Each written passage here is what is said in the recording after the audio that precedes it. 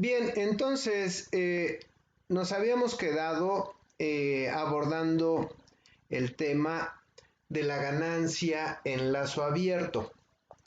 La ganancia en lazo abierto es la magnitud del factor de amplificación A. Aunque la ganancia CD y a bajas frecuencias puede ser muy grande, de todas formas es finita y por lo tanto contribuye a un pequeño error en las funciones de transferencia derivadas. Recuerden, habíamos platicado que la ganancia en lazo abierto es una característica del amplificador operacional que en forma ideal A tiende a infinito. Pero en forma real, A sí es muy grande, pero a ciertas frecuencias ya declina, ¿verdad? Siendo esto A, que cuando trabajamos a bajas frecuencias, siendo esto la frecuencia, cuando trabajamos a bajas frecuencias, pues sí, esto es un valor muy grande. Pero ya cuando nos acercamos a estas frecuencias, ya la ganancia en lazo abierto ya no es tan grande y ya no la podemos considerar infinita. Entonces, hay ocasiones en que tenemos que trabajar en estas regiones,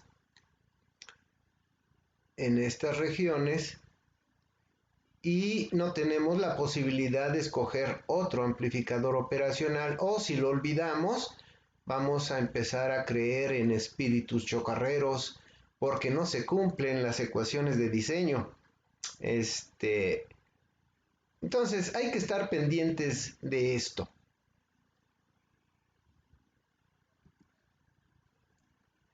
Entonces habíamos revisado esta configuración, obtuvimos las ecuaciones correspondientes y siempre trabajando con la ganancia en lazo abierto.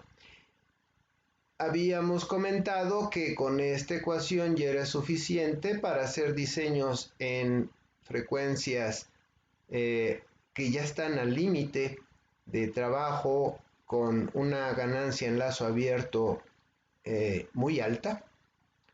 Entonces, cuando ya no es tan alta la ganancia en lazo abierto, en las hojas de datos del fabricante podemos ver el valor correspondiente para esas frecuencias y trabajar con esta ecuación para hacer el diseño correspondiente. Pero para propósitos de análisis, aún manipulamos esta función hasta este punto, ¿verdad? Y aquí definimos a beta como el factor de retroalimentación. Y podemos decir que la función de transferencia la podemos poner de esta forma. Donde 1 menos 1 en beta sería la ganancia en lazo cerrado, ideal, para un amplificador inversor, y 1 más 1 en A beta, la ganancia en lazo abierto contra la de lazo cerrado. Cuando A tiende a infinito, esto tiende a 0 y bueno, se reduce la ecuación. Para un amplificador no inversor, la función de transferencia quedaría de esta forma.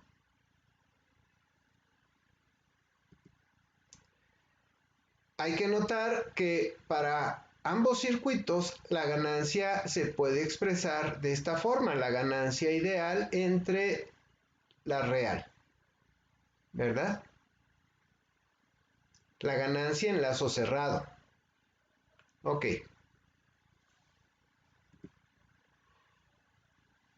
Y bueno, vamos a ver la estabilidad de frecuencia. La retroalimentación en un amplificador operacional da la posibilidad de oscilaciones. En general, habrá oscilaciones y la señal de retroalimentación es suficiente para mantener la señal de salida independiente de la señal de entrada. Entonces, cuando la salida es independiente de la entrada, estamos en un cuadro de oscilaciones, ¿de acuerdo? Es decir, la retroalimentación debe hacer que el factor de retroalimentación beta, positivo, en vez de negativo. Entonces, en cualquier sistema, probablemente ustedes lo recuerdan en algún curso de control, es que toda retroalimentación positiva causa inestabilidad y al contrario, con retroalimentación negativa, pues ya podemos hacer ajustes finos de la señal que estemos trabajando.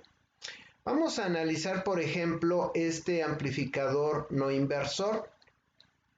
Aquí podemos abordarlo de otra forma. Vean, la salida, abordándolo desde el punto de vista como un diagrama de bloques, tendríamos la entrada, un punto de suma, otra variable con este factor y la salida y la retroalimentación. Noten ustedes que esta retroalimentación es negativa. Entonces las ecuaciones de este sistema corresponderían a la 1, 2 y 3, ¿verdad? Que seguramente esto lo vieron en su curso correspondiente. Y bueno, aquí hacemos algunas maniobras algebraicas, sustituyendo 3 en 1, la 2 en 4, etc. Encontramos esta relación y la función de transferencia quedaría de esta forma. O bien esta misma función de transferencia la podemos poner de esta forma, ¿verdad? Por lo tanto, vean ustedes, si este factor se hace igual o tiende a menos 1, el denominador tiende a 0 y por lo tanto la función de transferencia se va a indeterminar. Es decir, en forma práctica va a oscilar, ¿verdad? Es decir, cuando este factor sea menos 1. Entonces, a este principio se le llama el principio de Barkhausen, que si nos da tiempo veremos toda la teoría de osciladores en su máxima expresión. Que claro, si queremos construir un oscilador, pues vamos a buscar que esto se cumpla. Si queremos trabajar con la etapa de amplificación, pues vamos a tratar que esto no se cumpla, ¿verdad? Y bueno, esto se evita limitando el corrimiento de fase de la retroalimentación a menos de 180 grados para cuando la ganancia en lazo de lazo es la unidad. Es decir, hay que evitar que esto no sea igual, ¿verdad? No sea igual a 180 grados. A CDI bajas frecuencias es suficiente considerar la ganancia en lazo abierto del amplificador operacional como un número a cero que expresado en decibeles sería esto en decibeles como el 20 logaritmo de A0. Sin embargo, ya para altas frecuencias, cuando estamos al límite de trabajo en frecuencia del amplificador operacional, lo que hablábamos, se puede aproximar a la ganancia en lazo abierto a una función racional con uno o más polos, siendo esta la función, pero aquí ya con uno o más polos como este, ¿verdad? Y claro, en Bode representaría esto. A cierta frecuencia empezaría la caída menos 3 dB de esta función de A0 con esta pendiente de caída en décadas, ¿verdad? Menos 20 decibeles por década.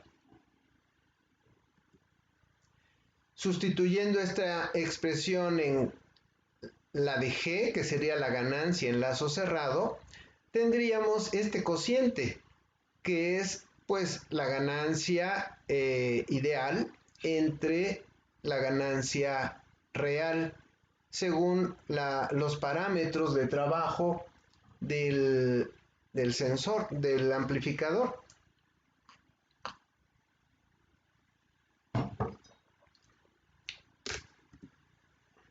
Entonces, para el circuito inversor, la expresión de la ganancia en lazo cerrado es esta. Para el no inversor es esta otra. Entonces, el factor de ganancia del lazo A por beta determina la exactitud de la ganancia del lazo cerrado, G. ¿De acuerdo? A bajas frecuencias, A y beta pueden ser consideradas como reales y A0 por beta es generalmente muy grande. Para altas frecuencias, A disminuye y exhibe un considerable corrimiento en fase. El factor de retroalimentación beta disminuye entonces como una función de la frecuencia y G empieza a ser menos exacta. Esto es, lo vamos a ver ahorita en un diagrama. Vamos a analizar otra vez a nuestro amplificador no inversor. Recuerden, beta sería esto. Y vean ustedes, aquí conforme nos acercamos con nuestra frecuencia de trabajo, nos vamos subiendo la frecuencia de la señal, llega el momento en que ya nos acercamos al punto de quiebre, pues, y el corrimiento de frecuencia empieza a hacerse manifiesto, ¿verdad? Hasta el punto de quiebre donde ya estamos en menos pi en 4. Ahora vean de este otro lado. G es la ganancia en lazo cerrado, que por ejemplo ustedes decían que su ganancia del amplificador era de 15, 20 de ganancia.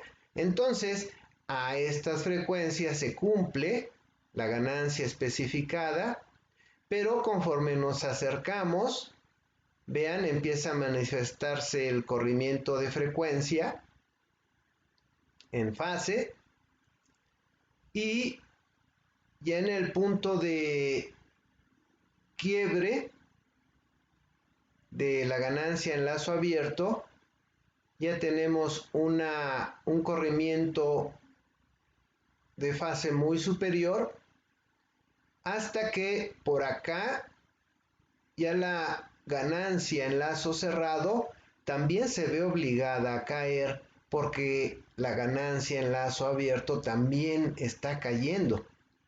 ¿De acuerdo? A bajas frecuencias, cuando A es mucho mayor a 0, G está determinada por la red de retroalimentación externa, es decir,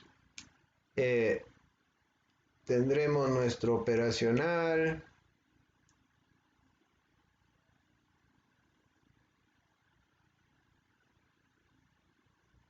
de esta forma. Entonces, G va a estar determinado por la red externa del circuito, ¿verdad? A altas frecuencias, cuando A tiende a 0, G es obligada a caer a 0 también, como lo vimos en el diagrama anterior.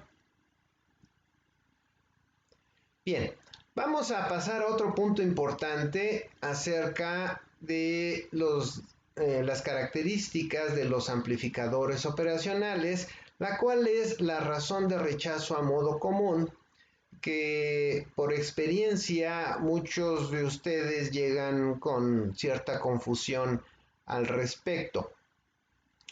Para los amplificadores operacionales de entrada diferencial, el voltaje en modo diferencial, que lo vamos a llamar ECM, se define como esto: el potencial en la entrada inversora más el potencial en la entrada no inversora entre 2, vaya, un promedio. Si se cumple que E menos es igual a E más, y esto es mayor a 0. Es decir, que si metemos una señal no en CD, sino una señal cambiante en el tiempo, ¿verdad? Un amplificador operacional responde solamente a la diferencia de E más menos E menos en forma ideal, y no hay salida para un voltaje común de entrada. Recuerden, hemos hablado que el voltaje de salida es igual a por E a la más menos E a la menos. De modo que si metemos una señal igualita aquí y acá, esto debe de dar 0, ¿verdad? En forma ideal. Sin embargo, en realidad, para un voltaje de entrada común en E más y E menos, la diferencia no es 0 y se genera un voltaje de salida que vamos a llamar E o de output, C M de modo común, ¿de acuerdo? Entonces, hagan de cuenta que tenemos un amplificador en su forma diferencial.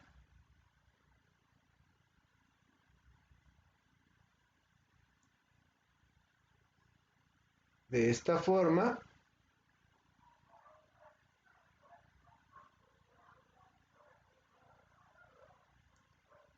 Vamos a suponer que probablemente esto ya lo armaron en el laboratorio en alguna ocasión,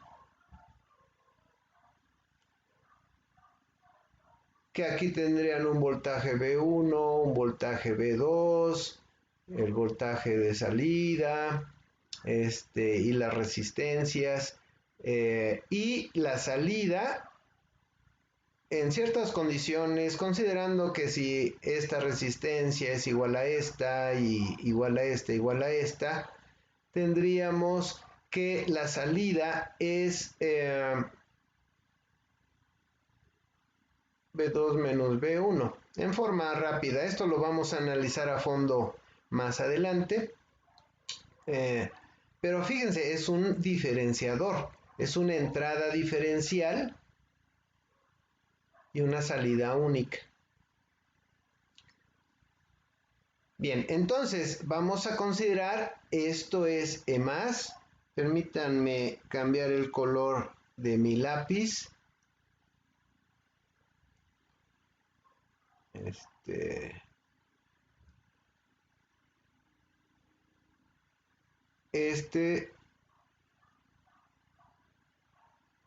Sería E menos y este sería E más. ¿De acuerdo? El voltaje aquí y el voltaje acá. Ok. Así, la ganancia en modo común sería el voltaje de salida en modo común entre el voltaje de entrada en modo común. ¿De acuerdo? Se acostumbra a definir la CMRR como, bueno, aquí puse la nota porque no lo apunté en mis apuntes. Son las siglas en inglés de Common Mode Rejection Ratio, ¿ok? ¿Qué sería la relación de rechazo en modo común? Sería la ganancia diferencial en lazo abierto entre la ganancia común en lazo abierto.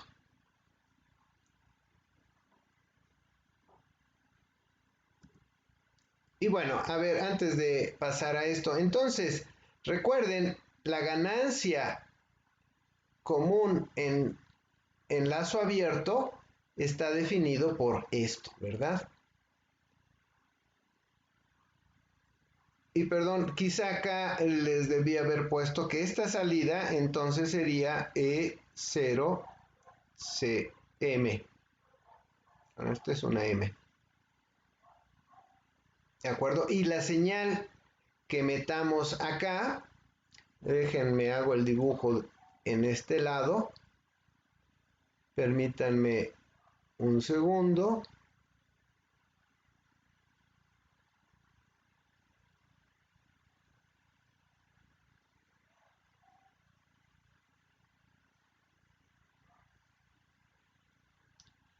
CM. Y aquí tendríamos una señal, otra señal. Y aquí metemos, vamos a decir que las conectamos juntas. Bueno, voy a aprovechar este rayón que me hace el PowerPoint. Y aquí metemos AECM. De modo que esta señal entra en forma simultánea al amplificador operacional y como se supone que el voltaje de salida sigue este modelo matemático, pues la señal común a las entradas del operacional pues debe de dar 0. Pero ¿qué creen? No. Aquí no vemos 0. Hay una señal. Claro, esta señal de aquí no estamos considerándola una CD, sino una señal cambiante en el tiempo. ¿Sí? Que puede ser alterna o no, ¿verdad? Ya para una señal de entrada común a CD, vamos a ver el corrimiento de voltaje más adelante. Entonces, esto en forma de ideal debería de dar 0, pero en forma real no. Da una señal muy chiquitita, pero da señal. ¿De acuerdo? Y es a lo que nos estamos encargando ahorita de analizar. Entonces, la razón de rechazo a modo común se define de esta forma. Para nuestro caso, que trabajamos con señales biológicas, por ejemplo, con una señal electroencefalográfica, electrocardiográfica, electromiográfica, etcétera, podemos tomar otras consideraciones. En los amplificadores de instrumentación para electrocardiografía, por ejemplo, los electrodos colocados en el tórax junto con el electrodo de referencia colectan señales cardíacas desde puntos diferentes. ¿Sí? Estas señales serán diferentes y de muy baja amplitud, de modo que la señal cardíaca que sensan estos electrodos andará de 1 a 10 milivoltios. Asimismo, también colectan ruido electromagnético cuyas amplitudes son iguales o mayores incluso que las señales que deseamos amplificar. Esto es porque estamos en un mar electromagnético y somos muy buenas antenas para recibir ese ruido electromagnético. Entonces, más adelante vamos a ver a detalle el trazo electrocardiográfico, que sería algo así como esto. Y aquí lo vemos muy limpio, pero en muchas ocasiones, ya en forma práctica, sin tener en consideración el rechazo a modo común, como estamos platicando, y los filtrajes necesarios, vamos a ver esto, algo así. Vean, está llena de ruido, ¿verdad? Y hasta incluso hay casos peores, con más ruido. Entonces, recordando que estamos hechos en un 70% aproximadamente de agua, vaya, nuestros fluidos corporales, líquido intracelular, intercelular, vascular, nuestro organismo se comporta como un conductor de volumen, es decir, el ruido que colecten los electrodos tenderá a ser el mismo, pero las señales que buscamos del corazón, de la actividad eléctrica cardíaca, no.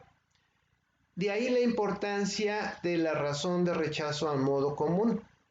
Las señales que son diferentes tienen una amplificación muy alta y las señales que son comunes a las dos entradas estarán solo ligeramente amplificadas, ¿verdad? Que sería, esta es la ganancia en lazo abierto en modo común y A sería la ganancia en lazo abierto normal. En forma ideal, el valor de la relación de rechazo a modo común debe de ser muy grande. Entonces, haciendo maniobras algebraicas, tenemos esto, donde la notación de rechazo a modo común en decibeles, pues como siempre, ¿verdad? Ya en decibeles sería 20 logaritmo de esto. Es decir, la relación de rechazo a modo común que tenga cada operacional equivale a tener una fuente de señal, que aquí sería más bien de señal, en la entrada, como si tuviéramos una fuente como esta, intercalada, siendo este operacional ideal, ¿verdad? Entonces, hay que tener en consideración el rechazo en modo común de los amplificadores que utilicemos para dar seguimiento a una actividad muscular, cardíaca, cerebral, etcétera. ¿Sí? Probablemente ustedes lleguen a ir a algún congreso donde algún grupo de personas expongan el análisis de un trazo electroencefalográfico y clamen orgullosamente que su amplificador de instrumentación es de 100 decibeles de rechazo a modo común o algo así, que esto ya es alto, es muy bueno. Ya desde 85 aproximadamente de rechazo en modo común ya se considera un buen amplificador.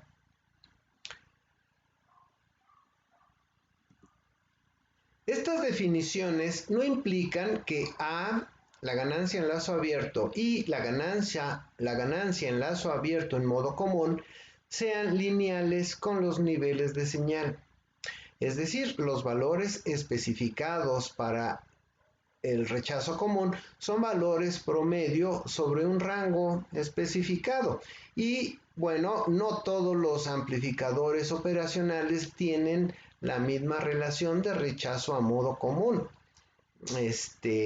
Y como siempre, hay unos muy buenos con una relación de rechazo a modo común muy alta, pero también son más caros y así, ¿verdad? El significado de la relación de rechazo a modo común en circuitos con retroalimentación sería, por ejemplo, ya habíamos analizado el seguidor de voltaje o acoplador de impedancias, pero ya introduciendo el término de la relación de rechazo a modo común, equivaldría a tener como una pequeña fuente de señal aquí, intercalada, ¿verdad? donde vamos a hacer el análisis más profundo, siendo el voltaje de salida E menos, E más sería igual a BE. Entonces, el voltaje de salida sería aproximadamente el voltaje de entrada. Más precisamente, diríamos que el voltaje en la entrada inversora sería el voltaje de salida más el término de la relación de rechazo a modo común. Es decir, esto, ¿verdad? Si esto es muy chiquito, que tienda a cero, pues se va a cumplir que E menos es igual a BS, ¿verdad? Es decir, que el voltaje de entrada en modo común va a ser muy próximo al voltaje de entrada en la entrada no inversora. Y bueno, podemos manipular la ecuación que ya tenemos, ya llevando el término, y vamos a llegar a esta otra relación, ¿verdad? Es decir, mientras la relación de rechazo a modo común sea más grande, este término va a tender a cero y vamos a tener la relación nominal que habíamos encontrado antes. Por lo tanto, la relación de rechazo a modo común introduce otro término de error en la ganancia en lazo cerrado, en suma con lo finito de la ganancia en lazo abierto. En muchos casos, la relación de rechazo a modo común es la menos lineal y con mayor margen de error. Vamos a ver otro punto interesante acerca de los amplificadores operacionales, el voltaje de entrada de desbalance. ACD, y para cuando E más es igual a E menos igual a 0, deberíamos obtener un voltaje de salida 0. Recuerden, estamos hablando que mi voltaje de salida es igual a A por E a la más menos E a la menos. Entonces, si E más vale 0 y E menos vale 0, pues 0 menos 0 da 0, por A da 0 y BS debe de valer 0. Es decir, cuando deban de ser 0, el voltaje de salida no da 0. Tiene un voltaje muy pequeñito, un voltaje ACD, ¿sí? En corriente directa, pero no es 0. En realidad sí existe un voltaje diferente de 0, el cual puede ser representado como una fuente de CD de valor, vamos a ponerle B o S, llamado voltaje de desbalance de entrada, de esta forma. Entonces, también podemos poner o representar el voltaje de desbalance de entrada como una pequeña fuente de valor muy pequeñito insertada en la configuración que estemos utilizando del amplificador operacional, de esta forma. Y que bueno, haciendo el análisis, veríamos que como estamos a CD, el término S, que se utiliza como J omega, esto lo han de recordar, sería 0, ¿verdad? Porque estamos a CD.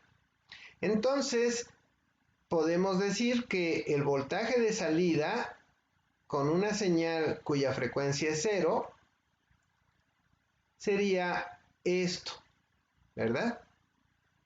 Para S igual a 0. Que, bueno, ustedes han de recordar que aquí en sus cursos anteriores les recomendaban hacer un ajuste si aquí estaba la alimentación positiva y aquí la alimentación negativa. Lo usual es poner en las terminales offset null, si lo han de recordar, un potenciómetro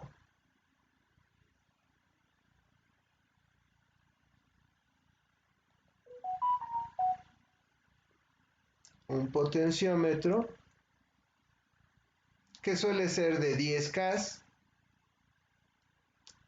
Perdón, es que estas líneas que me salen aquí en el PowerPoint luego no me dejan explicar bien, como de 10 kiloohmios el potenciómetro, y que pongamos a cero las entradas, como en este caso, esta está a cero, esta está en cero. Veamos aquí en el osciloscopio.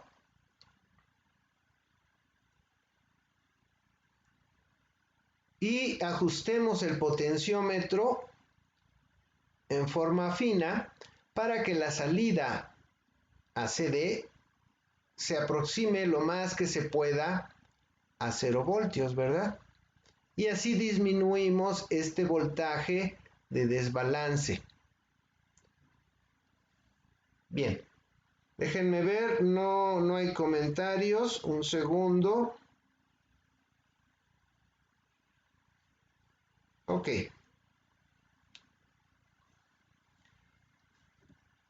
Vamos ahora a considerar otro punto importante de los amplificadores operacionales, la corriente de polarización de entrada. Otra característica práctica de los amplificadores operacionales es la necesidad de una corriente de polarización en cada terminal de entrada del amplificador operacional. Estas corrientes representan las corrientes de base o compuerta en la entrada de la estructura interna del amplificador operacional, ¿sí? De los transistores de entrada que tienen. Estas corrientes de polarización de CD pueden representarse de la siguiente forma. Esta forma, miren, permítanme aquí aclarar más esto. Voy a poner aquí el operacional, aquí una resistencia, vamos a decir que esta va a 0, aquí esta resistencia, por ejemplo, esta configuración. Entonces, aquí decimos que polarizamos el amplificador. Vamos a decir que aquí ponemos 1 voltio. Y ya hemos visto que el voltaje que tengo en la terminal no inversora, la estructura interna del operacional la va a reflejar en su terminal inversora. De modo que aquí tengo 0 y este 0 se va a reflejar acá. Y decimos que tengo una tierra virtual, ¿verdad? Aquí. Entonces, si tengo este voltaje de entrada igual de 1 voltio, vamos a decir que este es R1, este es R2. Entonces, la corriente que fluye aquí, pues esta corriente sería igual a voltaje de entrada entre R1, ¿sí? Es decir, en este lado tengo 1 voltio, en este lado tengo 0 voltios, por lo tanto, este voltio cae totalmente en la resistencia, por donde pasa la corriente, tira potencial, de modo que la polaridad iría así y la corriente tendría este sentido. Y hemos considerado que esta corriente viene para acá, pero no hemos considerado qué corriente entra al operacional. ¿Sí? A esta corriente se le suele denominar como IP, la corriente de polarización. Entonces, en este caso, vamos a suponer, ahorita voy a hacer un ejemplo algo exagerado, pero con la idea de entender el punto de discusión en esta sección. Vamos a decir que esta resistencia R1 es de 1 kiloohmio. Entonces, esta corriente sería 1 voltio entre 1 kiloohmio. Y esto daría 1 miliamperio, ¿verdad? Aquí 1 miliamperio de entrada. Vamos a suponer que la corriente de polarización, ahorita voy a exagerar, esto sería absurdo, es de 0.1 miliamperio. Entonces, en la entrada inversora del operacional va a entrar 1/10 de miliamperio. De modo que de mi corriente total de 1 miliamperio va a pasar 0.9 miliamperios a través de R2. Y ya no se va a cumplir mi relación que habíamos sacado antes de que voltaje de salida sería igual a menos VE de R2 entre R1. Esto ya no va a ser como lo buscamos. ¿Por qué? Porque ya las corrientes queda minimizada la corriente. En forma ideal, esta corriente debe de fluir en su totalidad en la retroalimentación y no es así, ya le quitamos 1/10. En otras palabras, vamos a decir aquí es de 1 kiloohmio también. Entonces, aquí tengo 1 miliamperio por 1 kiloohmio me da 1 voltio. Aquí tengo 0.9 miliamperios por 1 kiloohmio me va a dar 0.9 voltios, menos de 1 voltio. Entonces ya no se cumple a cabalidad mi relación. ¿Por qué? Porque la corriente de polarización es muy grande en relación a la corriente inicial que propuse. Aquí la idea es que esta corriente sea muchas veces mayor que la corriente de polarización. De modo que sea como quitarle un pelo a un gato la corriente de polarización. Que prácticamente la corriente de entrada sea igual a la corriente que fluye por la retroalimentación. Sí me van entendiendo. Denme pulgar arriba si estoy siendo claro o de a tiro no se entiende.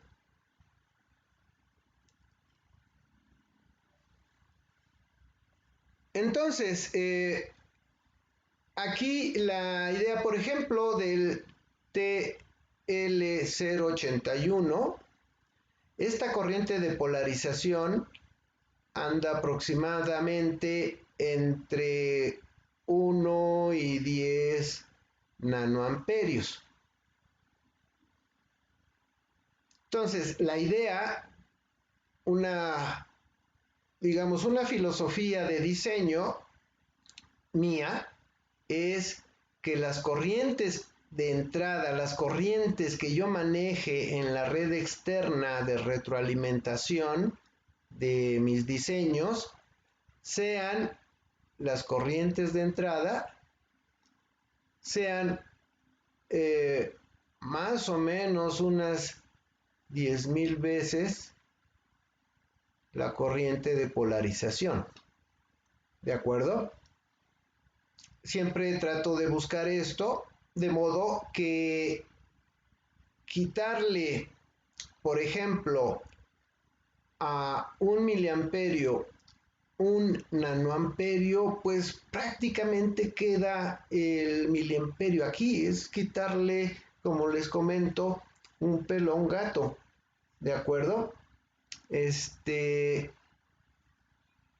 Y con esto quedan resistencias, los valores resistivos externos, R1, R2 y las que sean que haya, quedan en el orden de los, oscilan alrededor de los 100 kiloohmios, debido a esta filosofía de diseño. ¿De acuerdo? Bien, vamos a continuar. Entonces, insertando unas fuentes de corriente que emulen a las corrientes de polarización, que serían estas. Aquí esta fuente IB1 emula la corriente de polarización de entrada en la entrada inversora. Esta otra fuente IB2 emula la corriente de polarización en la entrada no inversora. Y haciendo el análisis podemos llegar a estas son maniobras algebraicas, ustedes revísenla con detenimiento más tarde y llegamos a esta conclusión. Bueno, considerando esto, reducimos las ecuaciones y llegamos a esto, que el voltaje de salida sería la corriente de polarización 1 por la impedancia de retroalimentación menos la corriente de polarización de la entrada 2, de la no inversora, de la inversora, permítanme ver, la 2 es de la no inversora, de la no inversora por esta relación. En la mayoría de los amplificadores operacionales, las corrientes de polarización IB1 e IB2 tienen magnitudes similares y con variaciones debidas a la temperatura también similares. Ahora bien, para disminuir en lo posible el voltaje de salida BS a CD debido a las diferencias de las corrientes de polarización IB1 e IB2, tratamos de igualar los coeficientes de la última ecuación, es decir, vamos a tratar que el peso, la impedancia en ambas, la impedancia equivalente que vean las entradas inversora y no inversora del operacional sean semejantes, ¿de acuerdo? Esto lo vemos así. Si decimos que Z2 es el paralelo de esto, vean, recuerden lo que es Z2, es esta Z2, Z1 y ZF. Entonces, vamos a tener que la diferencia, ya en la ecuación final, voy a tener la resta de las corrientes de polarización de la entrada inversora y no inversora, y si las impedancias están equilibradas, esto va a tender a cero, ¿verdad? Es decir, tengo esta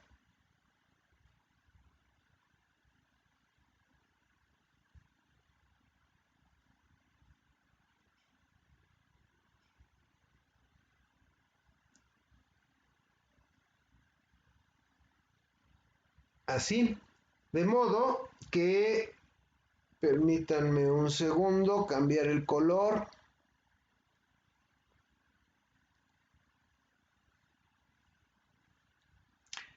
La impedancia equivalente que el operacional ve aquí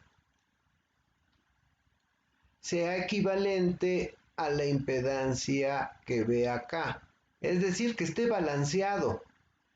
Si la impedancia equivalente que ve la entrada inversora aquí es mucho mayor a la de acá o al revés, esto no se va a cumplir. Si son próximas, o iguales, las impedancias equivalentes, esto va a tender a cero, ¿de acuerdo? Y va a trabajar mejor nuestra configuración con el amplificador operacional. Bien, vamos a ver este ejemplo rápidamente. Es del oscilador. Este oscilador casi es el caballito de batalla cuando están en el curso de amplificadores operacionales, que prácticamente todos han armado.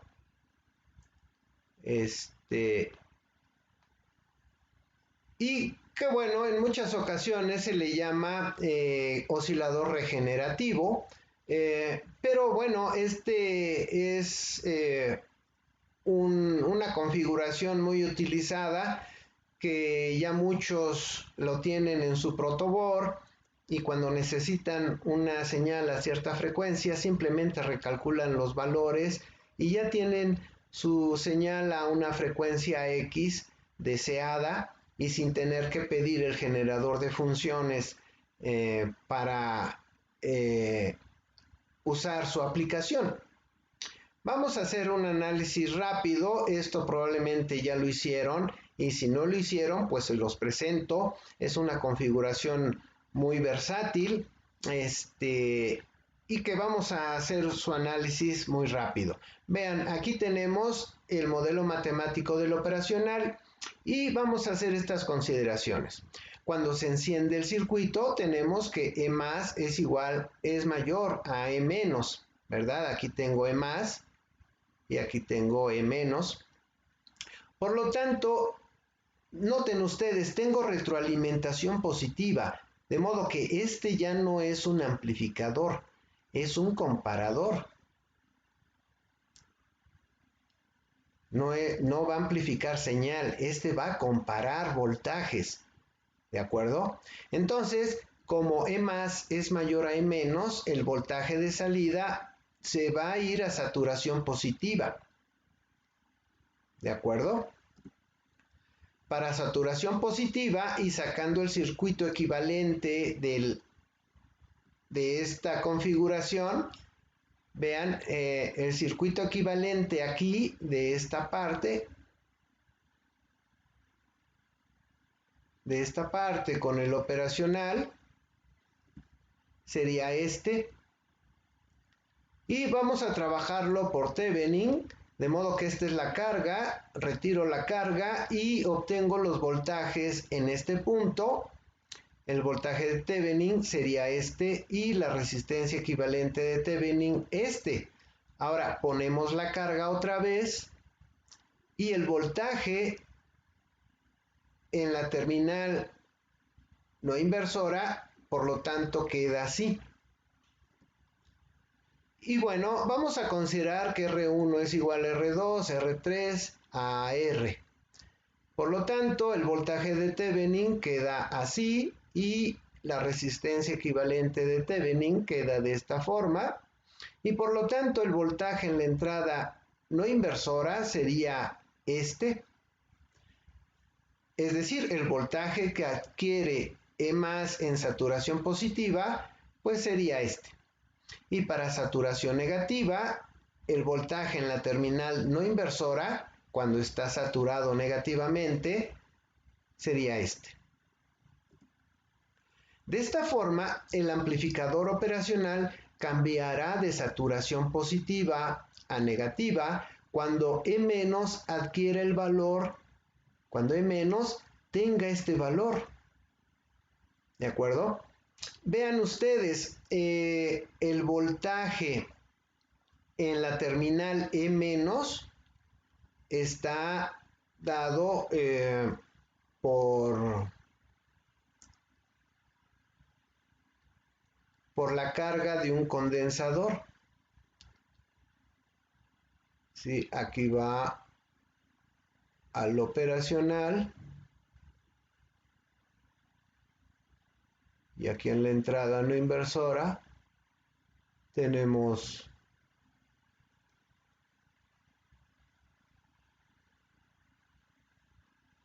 esto. Y creo aquí también pusimos otra resistencia. Ay, caray. Ok, así. Entonces, vean, aquí este condensador, según sea la salida, esta salida va a ser saturación, voltaje de saturación positiva o voltaje de saturación negativa. Y el condensador se va a estar cargando y descargando hacia una dirección u otra dependiendo de cómo sea el voltaje de salida. Entonces, y este punto es E menos. Entonces, E menos va a estar cambiando y cuando supere a E más por este factor, va a conmutar de saturación negativa a positiva o viceversa, ¿verdad? Va a cambiar de saturación positiva a negativa con esto. O bien va a cambiar de saturación negativa a positiva cuando pase esto. Ok, a ver, creo hay un comentario.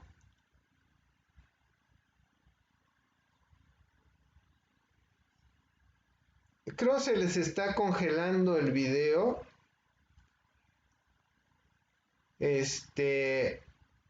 Pero bueno, no se preocupen a los que se les está congelando el video.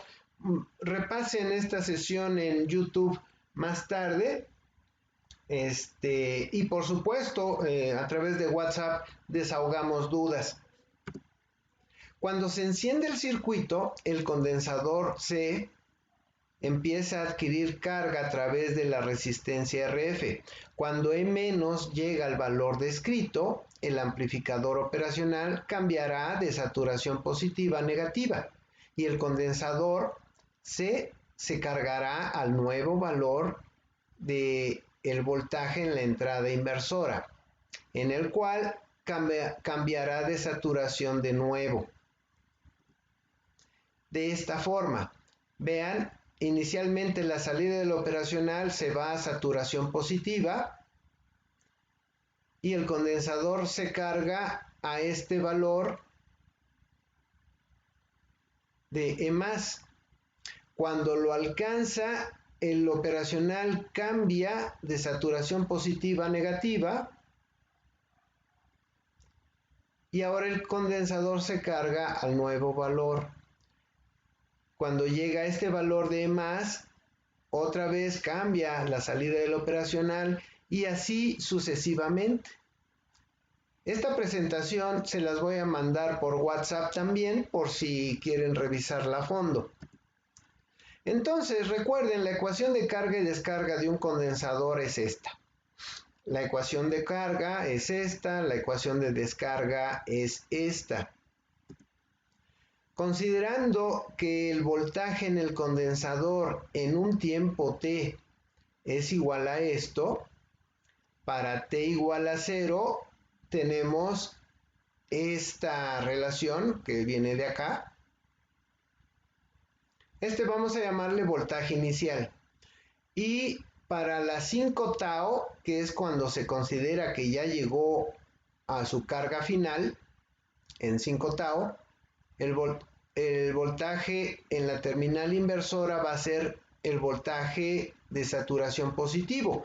A vamos a llamarle el voltaje final de la ecuación de carga y descarga. ¿De acuerdo? Bien. Vamos a introducir estos valores que tenemos acá.